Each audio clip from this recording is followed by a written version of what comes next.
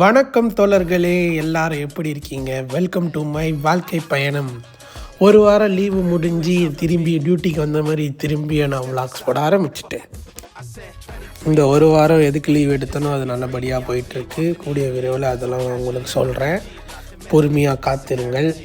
Next day அந்த ரொட்டீன்லாம் எனக்கு இப்போ தான் ஓரளவு செட் ஆகிட்டு வருது. ரொம்ப நாள் வீட்டுக்குள்ளேயே இருந்ததுனால வெளியே போயிட்டு வர்றதுக்கு கொஞ்சம் டயர்டாக தான் இருக்குது. பட் ஓகே, செட் ஆகிட்டேன் ஓரளவுக்கு.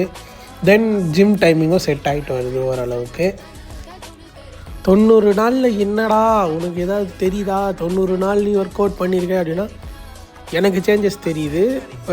சில பேர் எனக்கு சொல்லியிருக்காங்க, ஓகே சேஞ்சஸ் தெரியுது. பட் நான் டார்கெட் பண்ண சேஞ்சஸ் வரலை.